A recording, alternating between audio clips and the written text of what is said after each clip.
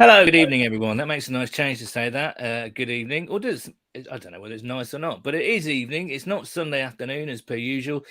It's well, it's the evening because you're probably watching now. But if you're not and you're watching in the future, it is the evening, and I'm talking nonsense. So I'll get straight into it. We are Bengals UK, and this is our online tailgate. If this is the first time you've seen us, we do this every week before every game.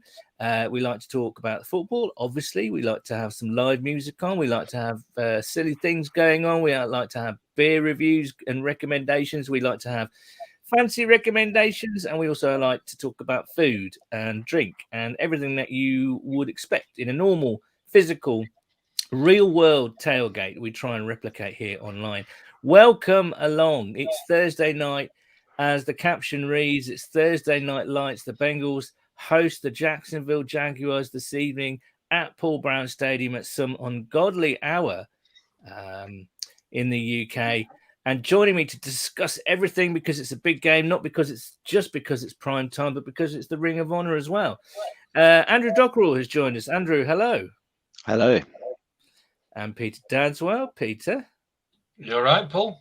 And making his debut on the tailgate. Well, I say his debut. You can see him every week in a recorded beer recommendation mode. But tonight we have him live. It's Mozza. Mozza, how you doing, man? Yeah, I'm all good, thank you. Yeah, it's one of the biggest games, I think, for a long time. So very proud to make my debut today. I thought you were going to say it's one of the biggest moments of your life appearing on the tailgate, but okay, all right, fair enough. No worries, you won't be back again. Lads, it's a big game. Let's touch on the football first. It's quite a big game, isn't it? I mean, we got the chance to be 3-1. That's not happened, not a lot in September. It's still September, for God's sake, and there is a chance, isn't there, Andrew? There's a real chance. There's certainly a chance. Battle of those number one QBs would be a very exciting match, hopefully. Peter, how are you feeling about the game? Do you understand the importance of this game, the significance? Yeah, I mean, it's the build-up to it as well as the game itself. Obviously, we'll talk about the game, but this game is more than just a fixture for a lot of the fans. I mean, Paul, love your company, mate. Love being here, but I'd rather be somewhere else right now, and that's Cincinnati. I mean, seeing so many of the fans all pick this game to descend on Cincinnati, seeing the videos last night, which just remind us of the fun and frivolity we had at the Admiralty when the Bengals came over to London on a couple of occasions. Just seeing the fun that they had just makes me so jealous. I wish I was there. I wish I was lapping it up. I think the atmosphere in this game is going to be phenomenal.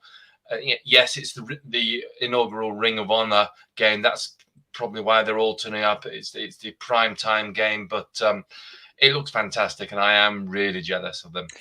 Moz, have you got the old FOMO, touch of the FOMOs? A little bit with certain news, but I feel confident. Jacksonville aren't a great team, so got to be positive. I think got to be confident. I think today, yeah, definitely. Now, Pete did touch on it. The last time we saw scenes like that, I think we're in the Admiralty. I think it's fair to say. Obviously, there's more Bengals fans in Cincinnati than there are in the UK. But when you're all thrown in together in a pub in London, they make quite a racket, don't they? As we all know. And the scenes from Cincinnati were tremendous last night. Lots of Joe Goodbury drinking shots. Who would think that, really? All sorts going on there. And Andrew, did you have a touch of the FOMOs? Yeah, there's definitely somewhere you'd rather be than sat in your bedroom in a cold and rainy London, definitely. Because it has turned. We're now fully into autumn. It's wet, it's windy, it's grey, it's horrible. And yet, in Cincinnati, this was happening. And Bengals fan there, sorry, mate, I don't have your Twitter handle there, but there she is, Elizabeth Blackburn. Andrew, I mean, Elizabeth Blackburn there, but not just Elizabeth Blackburn, but Elizabeth Blackburn in a Who Day UK top. Now, whether it was kind of intentional or conscious or not conscious at all, and that was the first T-shirt that she happened to have on a clothes pile that morning. Although I'm sure she has a butler and an ironer or a personal assistant to help her dress in the morning. Do we think they made that for London? Because don't forget, they when they came to London last, they had sort of the exactly same as her shirt. They produced these, and we all lapped these up. I don't remember seeing the T-shirts, but it's nice that she's rocking a T-shirt, which seems to throw back to when they were in London last. Well, that T-shirt was first produced in 2016 rather than 2019, so that's kind of an old 2016 when we played Washington, and we're having a get together very soon to commemorate that 5 years on. Indeed, and we'll get onto that a bit later. But yeah, everyone seems to be really excited about this game, and not just because it's prime time, but I think there is the element of the Ring of Honor there as well to get people excited. We've got a message from Jamie Rowe. Jamie can't join us tonight, but he said, "Can you lads be as boring as possible? I'm trying to nap. Just try and do what a load of other NFL UK podcasts do." Well, that's not in our nature, Jamie. You should know that. What we do have tonight, that gently and nicely segues into what we have for you tonight. We have an interview with Ken Riley Jr. and, of course, his dad, his late dad, Ken Riley, one of the best cornerbacks of all time, not just in Bengals history, but in NFL history. Will be joining us direct from Cincinnati. That interview was recorded earlier today, and he's just the nicest man. And you can tell it means a hell of a lot to the Riley family for his father to get some sort of recognition for the extraordinary career that he had. Also joining us will be Jim Foster. You'll know as Bengal Jim. Jim is preparing his own real-life tailgate for the masses tonight. They'll all be out there. I think he's got lots of stuff going on. So he's going to be on at some point in the very near future talking to us live from the Queen City. We've also got some bloke called Mozza giving his beer reviews this week, but actually he's going to be live. So never heard of him. Who's that? Exactly. But let's talk about the Ring of Honor. It's a big thing.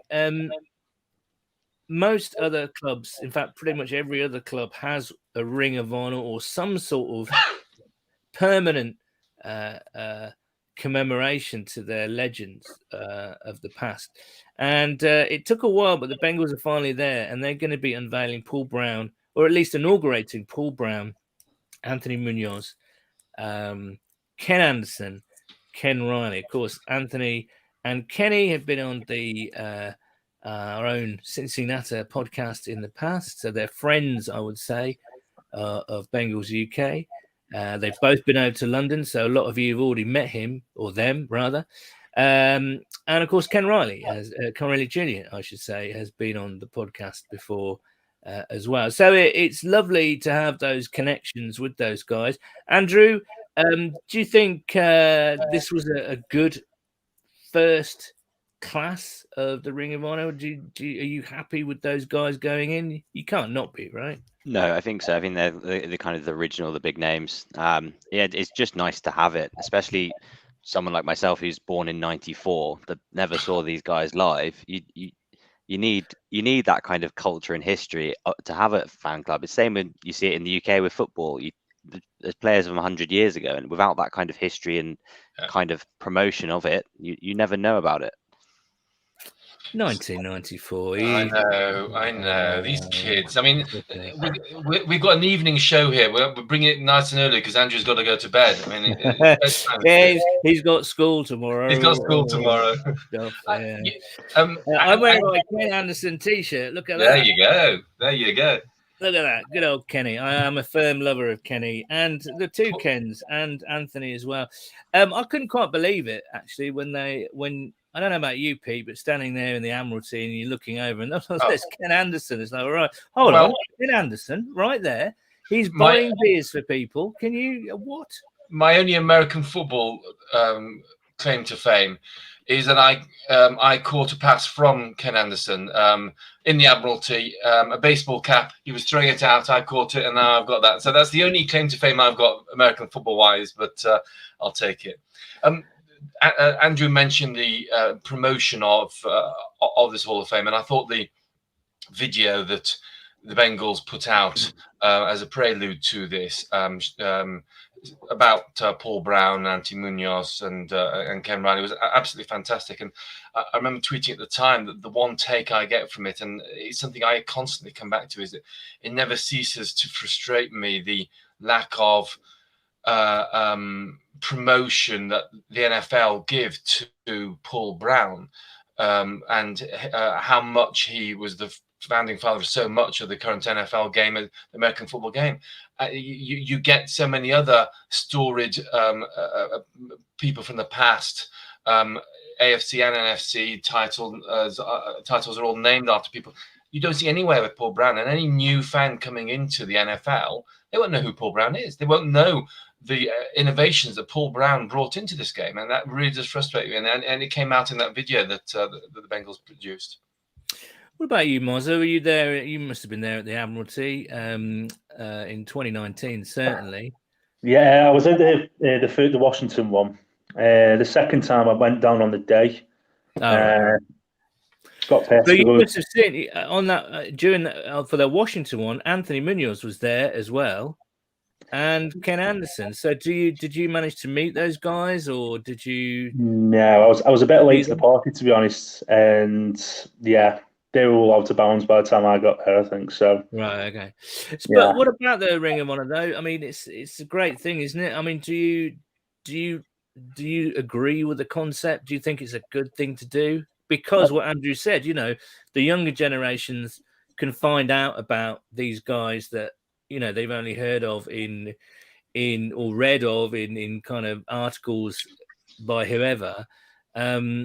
It is an opportunity to kind of celebrate and get to know these guys. Yeah, absolutely. I wasn't like the original. I'm quite new to supporting the Bengals, really. So obviously, watching the games last year during lockdown and stuff, and watching the old games, I kind of got to know more of these players. Obviously, I've heard of them and stuff like that. Without bringing it to Stoke City, of course, obviously they've got a lot of history, and it's always something I've always really looked into. And it's the same for the Bengals, they are the fabric of this franchise, and they are the names, they are the people who did well for this team and got success, and they deserve it, to be honest. Long time coming. No, absolutely. Right, all this talk of the Hall of Fame, let's bring in the interview that I did with Ken Riley a little bit earlier. Well, here we are. It's before the game, and we're joined by Ken Riley Jr., a friend to British Bengals fans over here. We've had him on the podcast before, and we wanted to catch up with him because it's a big day for you and your family, Ken. Yes, it is. Very excited and looking forward to this afternoon. So what has it been like since you've been in Cincinnati? I believe you got there yesterday. What have you been up to? What's the vibe in town? We got in late afternoon yesterday and just spending time with my family. My mom and my sisters are here, so we just had dinner and just hanging out. So today it's a big day because obviously your dad is being enshrined, if that's the right word, inaugurated into the Ring of Honor, the Bengals' first ever Ring of Honor. We haven't really spoken publicly about this since the announcement was made and the fans voted for him. You must have been so proud when you got that news through, right? Yes, it's definitely a great honor to be voted in by the fans and to be part of the first inaugural Ring of Honor for the Bengals. So definitely bittersweet, but definitely a great honor as well. And today, give us a rundown of what you'll be doing today and what you expect to happen this evening. I think this afternoon they're gonna have recognize the 81, the first Super Bowl team, and then they're gonna have all of the Ring of Honor nominees. And before the game, they'll do like a meet and greet with the season ticket holders. And then from that point, we'll head over to the game, and then the ceremony will be at halftime. I mean, how many of the Riley family are there with you at the moment? A lot. Yes, I don't know if I can. I was gonna try to flip it around so you can see, but that's my sister, my mom, my wife, and my son. So we're here at breakfast now. Wow, that's amazing. Yeah. Amazing. So I guess it'll give you a chat, because you must know a lot of the other Super Bowl team from 1981. Will it give you a nice opportunity to catch up with those guys and hang out a little bit before the game? Yeah, it's always great. I looked up to all of those guys, and just left Reggie Williams, linebacker, number 57, and Lewis, Isaac. Isaac Curtis, and I can't believe Isaac is there. I cannot believe Isaac is there. That's one person I would love to talk to in the future. Yeah. But what a great guy and a great player. And of course, he must have come up against your dad in practice every day, right? Oh, my dad always said that he was he's one of the best he's ever faced. He's definitely one of the top wide receivers that ever played a game that he played against. So. So yeah, I mean, later on, do you think it'll be? Will you be? It sounds like a really silly question. Of course you will be, but will you be emotional? Do you think? How do you think you'll be when you'll be? I guess you'll be going onto the field, right, as well, to kind of do all the. That was going to be an amazing and an emotional experience as well, I would imagine. Oh, definitely. This whole experience has been very emotional, but like I said, it's definitely a great honor, and just looking forward to it, and hopefully we have a great game today. So, is the family going to get the jacket? Is that what's going to happen? Yes. Mm-hmm. And that's something that you can show your children and your, all the children in the family. It must make the whole family really proud. Oh, for sure. Like I said, it's very, very special. Whenever we come back to Cincinnati, it's always a great time, and I always felt the support and love from the fans. So always appreciate it. I was actually born here, so Cincinnati is always and will be, a second home for me. Well, Ken, I can't thank you enough for spending a bit of time with us today. I know you're going to be pulled here, there, and everywhere. We'll be watching on TV. If not tonight, it's a 1:30 kickoff. What time is it there? It's at the moment it's coming up to 4 p.m. and okay.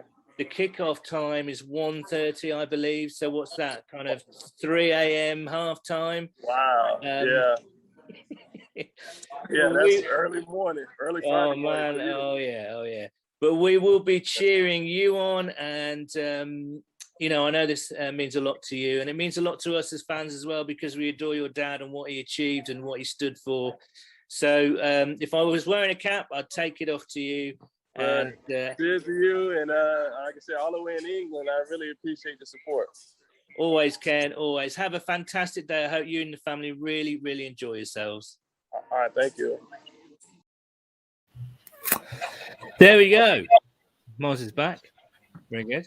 I just realised I say right at the end of every question a lot when I speak to Americans. I don't do that normally, right? I don't do that, right? Why do I do that, right? I don't know.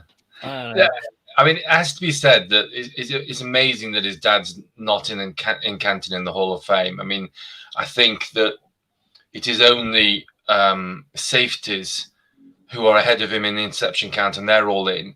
So in terms of pure defensive, pure cornerbacks, he's got more interceptions than anyone else in NFL history, and he's not in.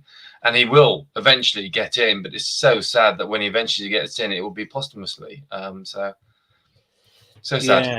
Who echoes that sentiment? I think we all do, don't we?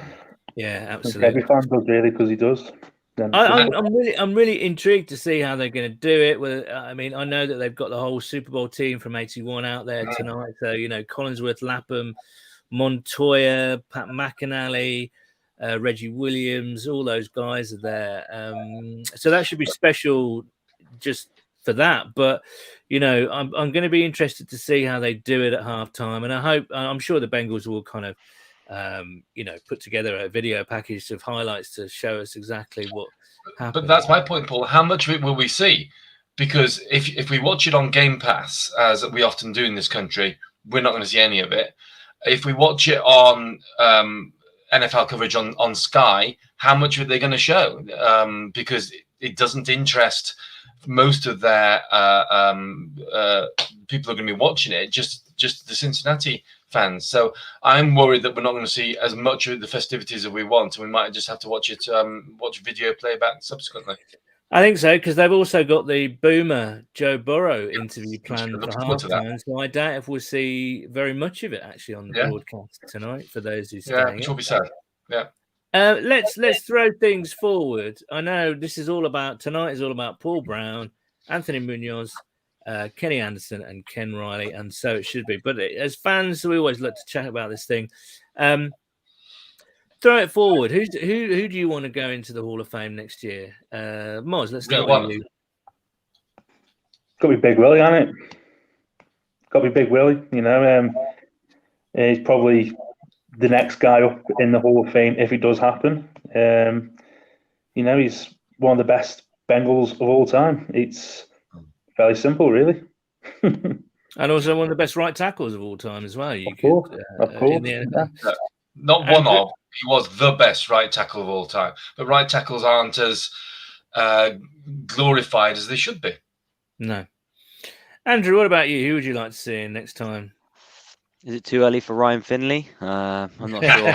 I mean, he technically brought us Burrow, so there's a Brian Leonard's got a shout as well, surely. But I know I think you'll see Ocho fairly soon for the kind of publicity he'll bring.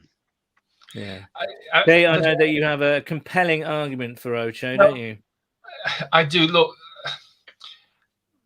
in the Hall of Fame at the moment, they've got Michael Irvin, who was a fantastic wide receiver. We know that. But if you look at the stats, Chad Johnson is up there, if not better, just the stats alone. And I know we can't just go on stats, but he had more receptions, 16 more career receptions.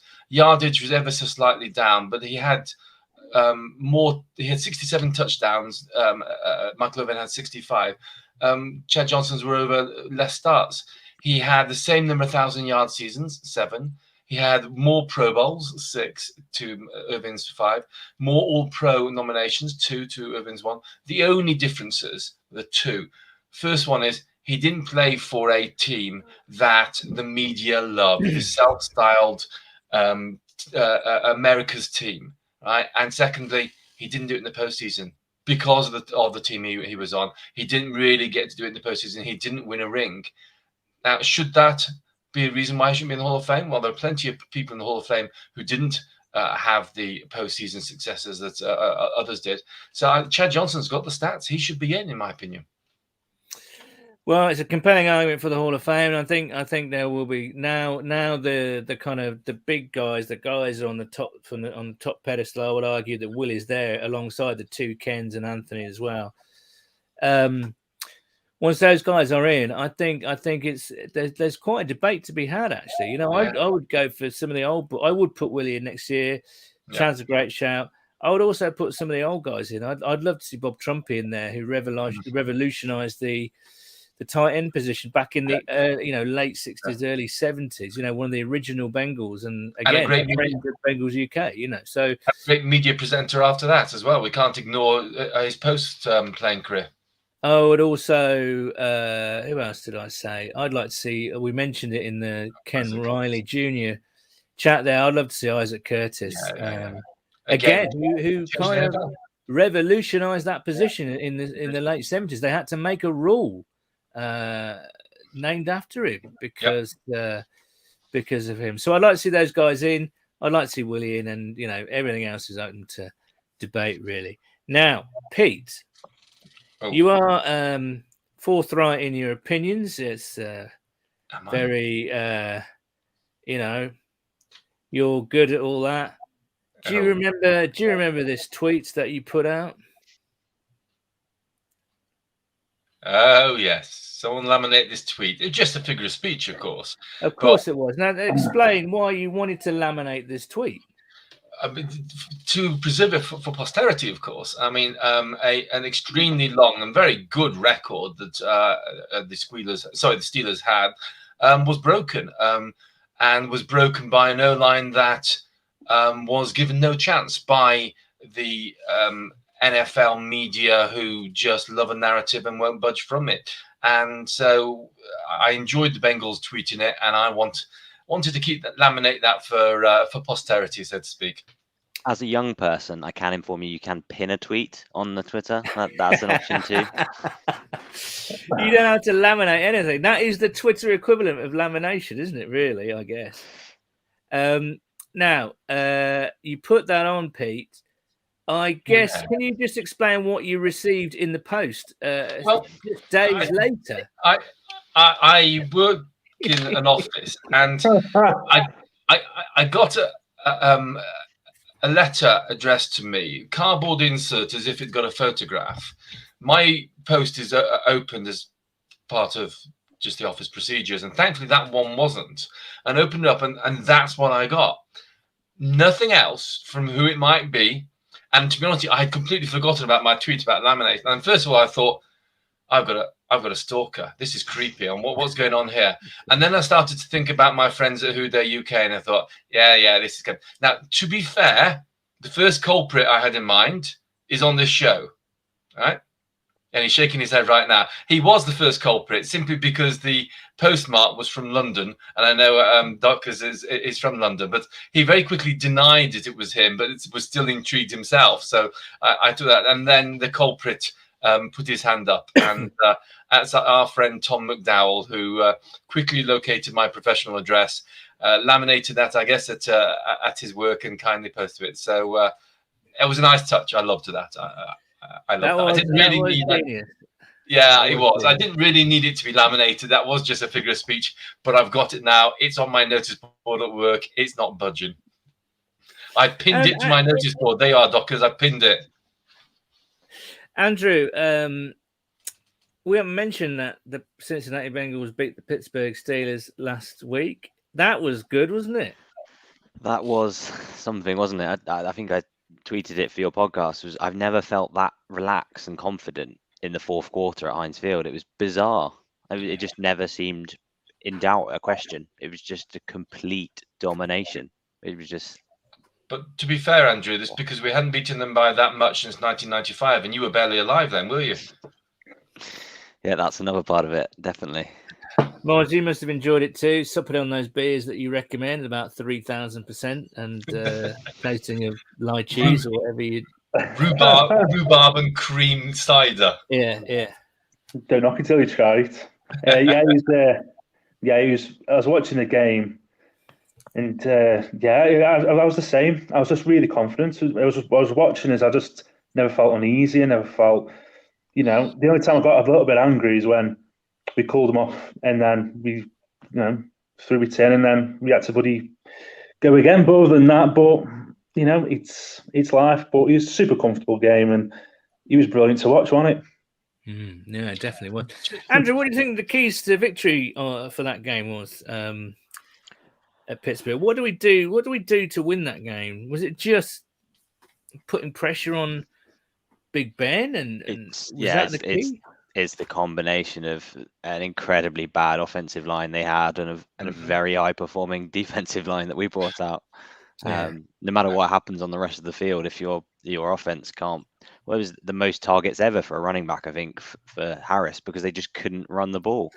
Yeah. To be fair, not just D-line. We can't ignore how good the linebacker core were in helping shut down that running game. It was fantastic. And to see, with the game on the line, 2 scores down, they need to score. They got 4th and 10, and they dump it off, was just mind-blowing. And for Tomlin to say they played all their shots for that particular defense. When the game's on the line, just throw it into the end zone, give your wide receivers a chance. And Big Ben just was. It was just unbelievable. I could not believe it. What Boyd said at the end with those drop passes, it looked like the Steelers had given up. Well, I thought it looked like they'd given up with that play. So before those drops, when they tried to dump it off on 4th and 10, it's unbelievable. It was. But that was last week, and now is this week, and I'm very pleased to say that our old friend, Bengal Jim Foster. Let me just get you a big screen. There we go, live from the tailgate. Jim, what a treat. Who day, guys? Can you hear me? Yeah, you're all good. Coming through loud and clear, mate. Yeah. Coming through loud and clear. All right, man. Yeah. Hey, so the lights don't open for another hour and a half. We're down here setting up. You see the bridge behind us. Let me flip it here real quick, guys. There she is. Beautiful PDS right behind me, man. So we're ready to roll. Now, what a beautiful day it looks over there. Oh, it's beautiful. I so wish you guys were here, man. We're going to miss you. So, man, hopefully at some point here soon, you guys can get back in town, buddies. Absolutely. Now, you said to me today, Jim, you had not seen an atmosphere like around town in the past 24 hours or so for a very long time. What's going on? What is going on? We're winning. I'll tell you, Paul, exactly. And it's not just winning. It's, the excitement. So the local news media is all over this almost 24 hours a day right now. There are thousands of people in from out of town. Last night, downtown Cincinnati on a Wednesday night was packed with Bengal fans. The excitement, the energy. The game is officially a sellout. I know they haven't announced it, but it is definitely sold out. Just the energy in this city right now is, I'll be honest, I really haven't seen it like this since probably the 88 Super Bowl, guys. That's how crazy it is right now in the city. Wow. That's incredible, Tim. That really is incredible, isn't it? We can see the big Kenny heads behind you. That's right. Is it because of the Ring of Honor, or as Pete said earlier, is it because it's winning, or is it because the club are now reaching out to fans and doing a lot more kind of engagement? Or is it just a combination of everything? Paul, everything you said, I would tell you that combination of all those things is why we're at where we're at today with the enthusiasm in the city. The Ring of Honor, most of the Super Bowl 16 team was in town last night. They're in town today. The media, the front office, the social media, the winning, everything is pointing in the right direction right now, and everybody's jumping on board, and it is actually fun to watch. As a Bengal fan, it makes me proud and it makes me smile to see what's going on in the city right now. It's been overdue, so it's been fun. Jim, I was going to say, do not estimate how jealous we on this side of the pond are of you right now, being able to lap it up, enjoying it personally rather than from afar. I mean, we're with you in spirit. We wish we were with you in body as well, but we will be one day. But it sounds great, man. I wish you guys were here with us. We'd have a pint with you right now, guys. I'm telling you what, is a beautiful 70 degrees right now in Cincinnati. I got to interview a couple real quick. So you guys know that guy, Dale, the guy, Dale, you guys, I got my odds on. Dale also responsible for Anderson making beer, and so Anderson have about 10 cases. Anderson's here. Anderson tailgate toast. So we got also have Canadian. Here's another boy James from outside of Canada down here. So we got people from all over the country. We got a lot of Canadians in town. The energy is awesome. I mean, this lot doesn't open up for another hour and a half. There's people kind of walking down the tailgate. It's not even open yet, but they're here. They're ready to go. Jim, tell Dell I'm wearing the Ken Anderson T-shirt right now that he bought for me when he came over. Hey, he's wearing the T-shirt you got him when you came over. Oh yeah. Yep. The bobblehead one. The bobblehead one, right? Yeah. That's it, baby. That's it. Jim, you spoke about. We'll let you go in a minute because I know that you've got a lot of preparation to get to. You spoke about the Super Bowl team last night, and there was a Super Bowl 16 party. You were there. Just make us even more jealous. Tell us who you met. You're making me feel now bad now, Paul. Damn it. I'll tell you what. I got a call from a couple of the players. I really wasn't invited formally, but about an hour into it, I got a couple text messages. One from Gary Burley, and another one from Glenn Bushnach. Said, "Come on up. Here's the floor. Here's where we're at." And they let me right in, and I get to meet Isaac Curtis for the first time. Reggie Williams is there. Ken Anderson is there. Tim Crumry was there with his cowboy hat on. Guys, it was most everybody. Not everybody, but there was a great turnout. What's funny, there was even other guys there that weren't a part of that Super Bowl 16 team. Solomon Wilcox was there. Joe Kelly was there. It was the who's Chris Collinsworth is in town. It's the who's who of the Super Bowl 16. They're here, guys, and the party was just a really cool.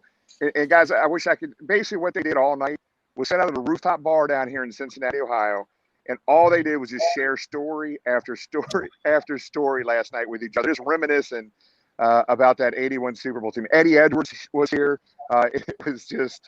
It was fun to sit back and just watch these guys reminisce and just talk about old memories they had together. It was a really neat event, really neat.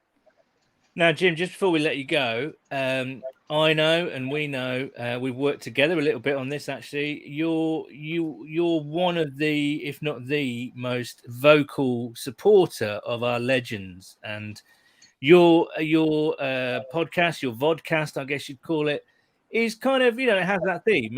You found a really cool niche, and you invite lots of ex-players on, and you share stories, and it's fantastic.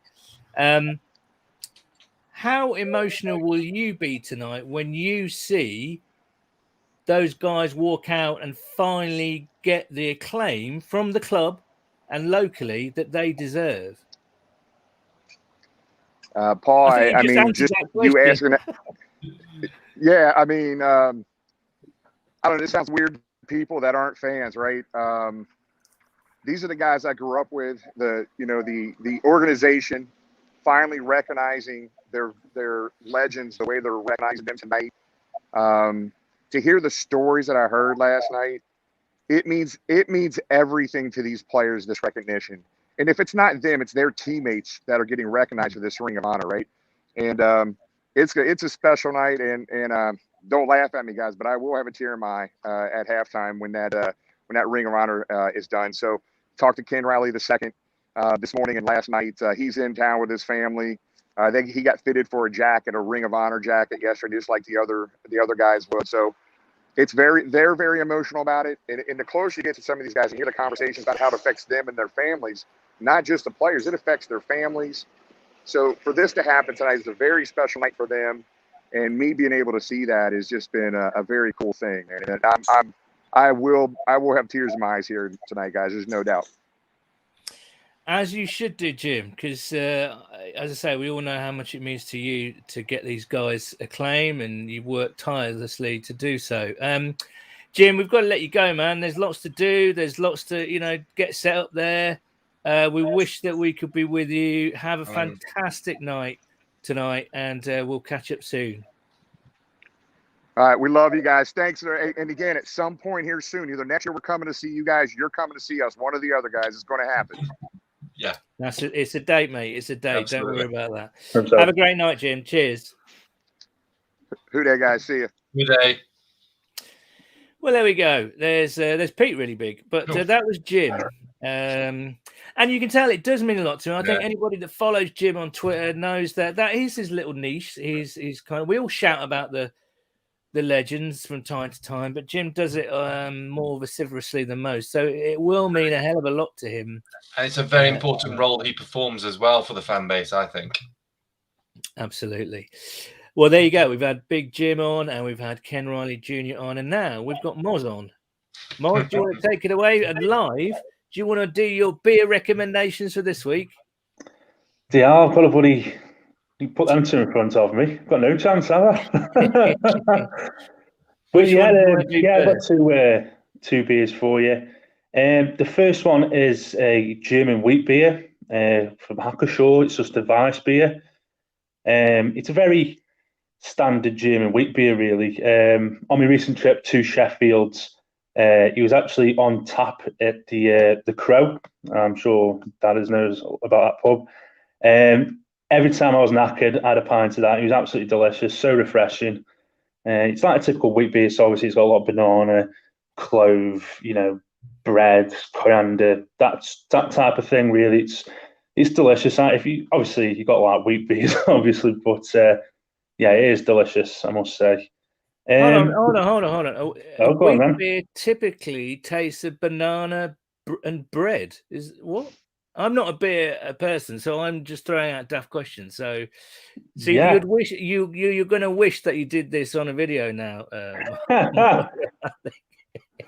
But yeah, I don't know what it's. It's obviously during the brewing process.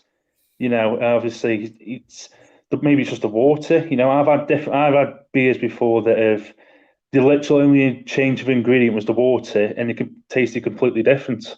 That's all they changed. So yeah, it's just simple. That's a lot of what I get with wheat beers anyway. The second beer is one of my personal favourites. Is called Neil Gets Things Done from Verdant. It's 6.5%. They brew it quite regularly these days. And with this one, it's a very standard, stuff I always recommend, like tropical fruits like pineapple, passion fruits. But he's got Nelson in there, Nelson Sauvignon. Obviously, you probably get a guess why the Sauvignon. He's got a bit of a grapey character. And this one does this in abundance, really strong white grape, gooseberry type flavors. And yeah, it's soft. It's delicious. It's one of my favorites of all time, to be honest. And yeah, it's quite easy now. Great stuff. Thank you very much, Moz. Cheers. How was that doing that live? Well, he's all right. Yeah, he's a bit different. I couldn't really screw it up. Yeah. Right. Jamie Rose said, "Well, 10. Let's have a look." Jonathan Ray Huff says, "Who day to you, Jonathan." Rob Crute, who day, lads. Who lay to you, Rob. Tom, I was going to say Ted Bundy there, but that would be unlikely. But it's Tom Bundy. Apologies, Tom. Go Bengals, who day. A big who day to you, my friend. And Jamie's back, who I thought was supposed to be napping. Yes, so did I. Yeah. He says, I recommend an Etienne, a 4.8% session lager from Aldi, available in a box of 10 for £8.35. Andrew is shaking his head. It is lagery with a lager aftertaste. So there we go. And Seamus Lavery, a who day to you, Seamus, as well. Right, as is our one, we'll carry on the beer theme, I think, for this week's food and drink segment, chaps. We have it kind of made me interested in. Well, apparently Seamus is watching in Washington DC, and that's very cool, Seamus.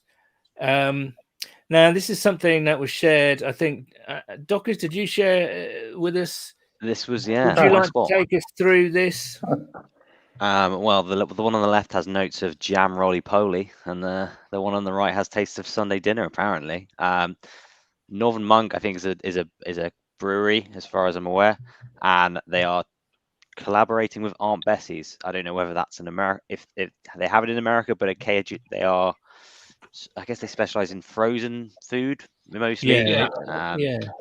So jam roly-poly is a Swiss roll jam dessert we have here, and Sunday dinner, I think, is pretty well known. So yeah, interesting. Would you, Moz, as a beer an aficionado, would you try the Sunday dinner brown ale? Well, I know people have actually had both of them. So what's the word? Jam roly-poly one's getting a bit more positive than the brown ale, but with brown ales, they aren't that popular. I quite like a brown ale, but for me, like smoked beers, certain things are for food, certain things for drink, and nah, not for me. Jam roly-poly, I would give a go though. So, Paul, when Mozza says, "I know someone who's tried those," do we generally think this is someone he knows, or he hasn't actually had them himself? I haven't had them myself. Yeah, right. Okay. Well, now, if we extrapolate the roast dinner concept, which obviously is a big UK thing, yep. It's generally a roast meat, so beef or pork or lamb with various vegetable sides and some roast potatoes and a Gravy. Yorkshire pudding, which Plenty gravy. Plenty and of gravy. Too much Well, gravy, for most Pat. people, that is. Yes. However, there is. I tried to look for roast dinner type things, and this came up. And this is a Yorkshire pudding beer. And apparently, a struggling UK brewery revived its post-pandemic finances by making a 3.6% Yorkshire pudding beer, with each pint containing half a Yorkie. Malton Brewery Why? in North Yorkshire. I hope What's it's the a point? flavour and not just half a Yorkshire floating in it. It could be like some sort That of was the best bit, Yorkshire about. pudding stroke beer smoothie type of thing. Maybe. I don't know. Just don't stop it. Just stop ruining nice things. Well, what else have we got here this week? I did send you one the other week. If you got that one. I don't, I'm afraid. We've also got this as well. And apparently Cardo doing roast dinner dust, which is, I think, a fragrant umami seasoning to lift all parts of your roast. So it's not actually kind of roast dinner that's been dried out and then kind of smashed up into dust. It's actually an umami thing to put on your roast to make it more flavoursome. Can Like you a make dry a rub. roast more flavoursome? I'm not sure. So basically, Dry rub, innit? if your roast doesn't taste like a roast, here sprinkle this dust on it to make it artificially taste like a roast. Well, yeah, I guess so. Yeah, yeah. We're all Or fans just- of a roast dinner here, right? Or just cook a roast better. Just cook it better, says Yes. Coach Cadswell there. Another thing that I checked was Brussels sprout dust as well, a fragrant spice blend to liven up your sprouts. Now, Brussels sprouts are quite divisive over here. So, quick, Pete, are you yay or nay for sprouts? I'm a yay. I steam most of my veg because it's good and healthy, and I'm fine with sprout steam. But the best way, frying pan with bacon, little bits of bacon. That's a really nice way of doing sprouts. Andrew, a yay or nay for sprouts? It's mostly a nay for me, but I'm just looking at these roast dusts and the ingredients. It's a bit of a con, really. It's salt, garlic, and cayenne. Come on, that's not a dust of roast dinner. Marza, what about you? Are you a Brussels man or not? Yeah, I'm a big Brussels man, definitely. I am too. That's 3-1, I'd say. And we couldn't, this tailgate wouldn't be this tailgate without Jaffa Cake news. Oh, here we go. And your weakness, Paul. It is my weakness, and the Christmas stuff is starting to appear Here we on go. shelves. Not a lot else is at the moment, but the Christmas stuff is about to appear. And this is a Jaffa Cake pole, and inside is all sorts of goodness. Let's have a look. That Jaffa It's Cake. filled with much more than just Jaffa Cakes. If you find a special golden, hold on, what is it? There's all sorts in there. Is there icing on that Jaffa Cake on the picture on the right there? Is there icing on it? Yeah, I think so, but I think that's just for Christmas effect. But there's all so. kinds of things. There's Jaffa Cakes. There's the little Jaffa Cake nibbles in there. All sorts of stuff. And but there is, if you're lucky enough, apparently, if people send a direct message to Paul, he'll give you his address and you can buy that. If anybody finds the Jaffa Cake golden pack, then tell me, because apparently, unfortunately, it's not Jaffa Cakes made of gold. It's just the opportunity to win a trip to Lapland. Well, there we go. One more thing I have to share for you before we talk about the game. Send us your predictions, by the way, if you will. Let us know how you're feeling about the game. Where is it? Malik Wright, who many of you know on the Twitters. Now that, I guess, is the American version of a roast dinner, really, isn't it? He stopped in Cincinnati and he went straight to I think it's called Eli's Barbecue. There's some mac and cheese there. I guess there's some beans, there's some hot sauce, there's some coleslaw, and just an absolute whole animal's worth of meat there. It staggers me every time how much meat there is in a portion on American food. Andrew, would you tuck into that? Are you a keen barbecue fan? I'm a very big barbecue fan. There's a good one in Sheffield actually, the smoked barbecue. Big fan of that. But yeah, very very big barbecue fan. I think, but the secret with these is actually it's not actually the meats. It's a minimum of 3 sides is the rule. That's where you really learn the skill of a barbecue is how good their sides are. And what would you say to these sides? It looks a bit gravy like that beans for me. So if viewers don't know, Andrew Yes. hates gravy, which is the cause of much merriment within our group. Mars, what are you saying about that barbecue plate there? I'd eat all 3. I leave the coat behind. Looks delicious. And Pete, I'm a vegetarian, so I can't really comment. But Pete, Got the what mac and about cheese. you? I like barbecues. I'm stuck in my way there. Barbecues for me are summer, and we move into autumn. I'm looking at that thinking, no, that's not for me. But yeah, no, that looks fine. It looks fine. Well, there we go. We've got about 10 minutes left to discuss the game. We've already had some predictions from our viewers, and thank you so much for watching. Ceiling Cat says, "Who day, mates?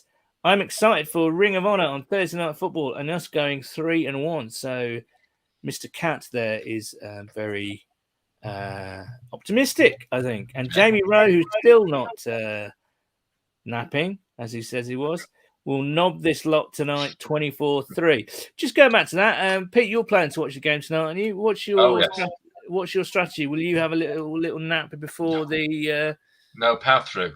Power through. Do you have any coffee or anything like that? Don't drink coffee. No. You are absolute nails. I wouldn't have thought that about you, Pete. You know. Thank you. Thank you. I mean, just that's great. Just get a little jab in there. Why not? No, listen.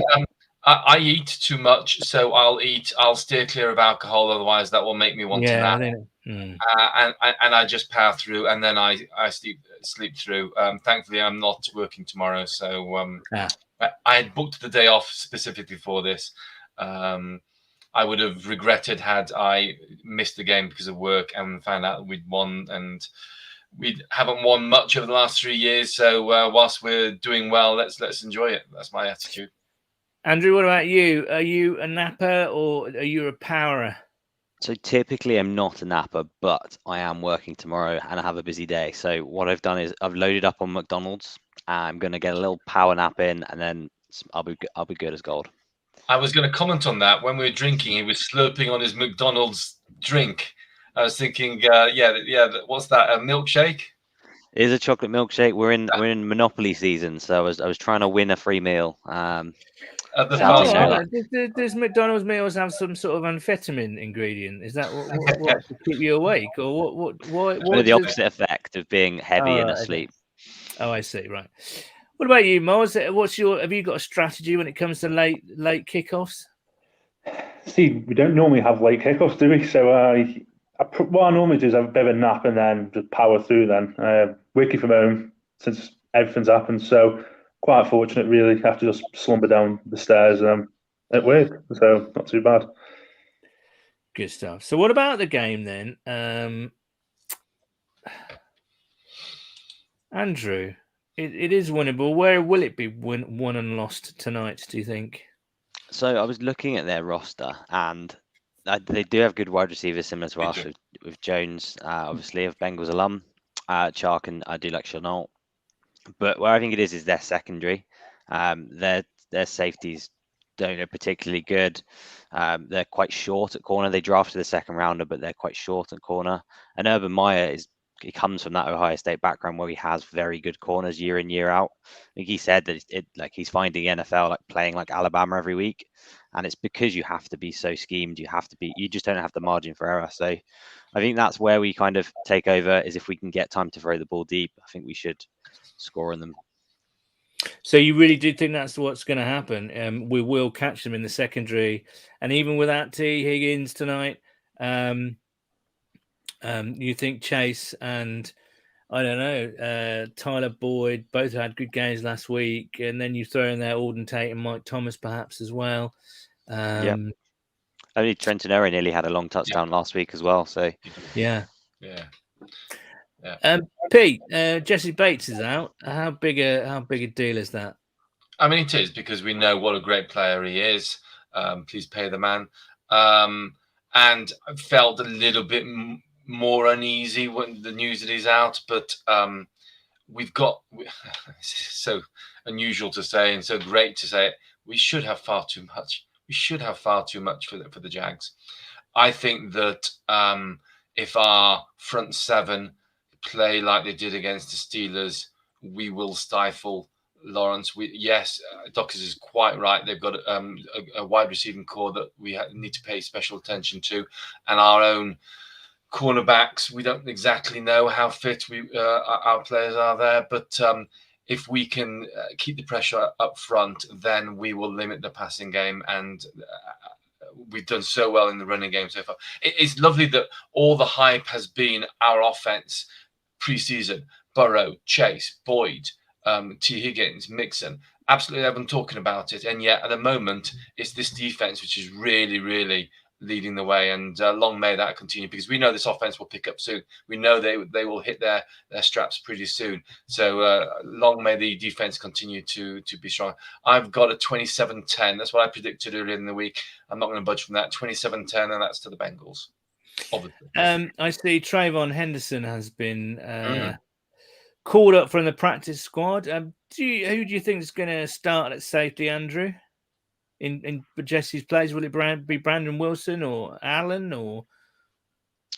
Yeah, I think they'll probably use a lot more of those kind of sets with more in the linebackers, more in the box, because they do want pressure on the run game, because Trevor isn't confident at the minute. I think he's throwing 3 picks a game or 3 turnovers a game. So if you pressure up front, you don't give him the run game, focus very high on the box. That takes some of the pressure off the safeties. But yeah, there is going to be some rotation at the back with kind of the corner issues as well. So that is a bit unnerving with the wide receivers. But I think, like we said, there's just too much we have. And do you agree, Andrew? We've got to keep Lawrence keep him in the pocket, because you don't want him out scrambling, because he is very dynamic. 6'6", but he is dynamic, isn't he? Yeah, he can throw on the run as well. That's where one of his biggest dangers is, with that arm. But yeah, like I said, it's Matt keeping that uncomfortable ability of him. A lot of his stuff at Clemson was first read, and I mean that's why Clemson has struggled so much in college this year, is the ability to get beyond first read isn't there. So push him and keep him in the pocket, and hopefully we should keep well on top of these guys.